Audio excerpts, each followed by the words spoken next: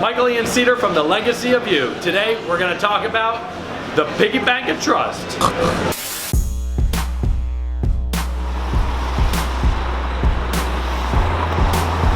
Trust is the #1 currency in any relationship. The more trust you have in a relationship, the more value you bring to it. All right, pause, time out.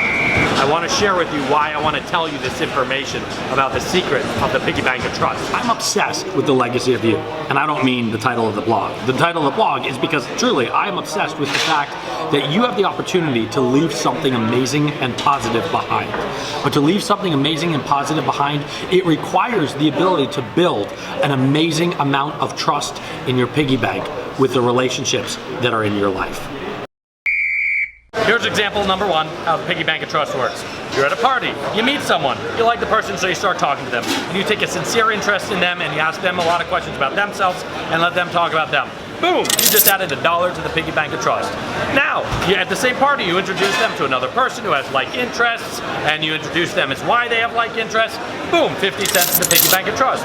You go and you meet that person. A week later, you show up on time. Boom, 50 cents in the Piggy Bank of Trust. Then you go away, you talk to a friend, and you talk trash about that person, and that gets back to that other person.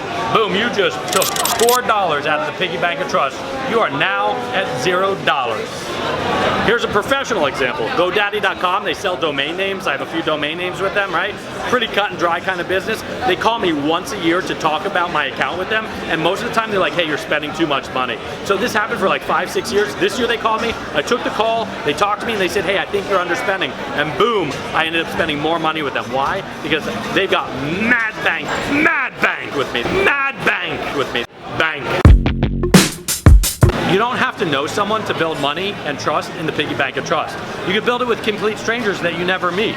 You just have to have your work and your character consistent all the time. Have a consistent character, then you start building trust with people. You do this with brands all the time, right? You don't know the owners of the stores, but it's this brand that continuously proves themselves to you. Wait, time out. The Piggy Bank of Trust can be easily misunderstood that it means you have to be nice all the time, or you have to be positive all the time, and you have to be a Pollyanna and you can't hurt anyone's feelings. When the truth of the matter is, the whole concept of the Piggy Bank of Trust lies in the fact of telling truth. And sometimes when you tell the truth, it does cause pain to another person. Right, Royce? All right, so it's time to hold up the mirror. I'm gonna ask you 3 questions. I want you to answer them honestly. 1, which relationships in your life do you have a debt with in the Piggy Bank of Trust? Which relationships in your life do you have a 0 balance with? And which relationships in your life does thy piggy banketh runneth over? Put your comments in the answer section below.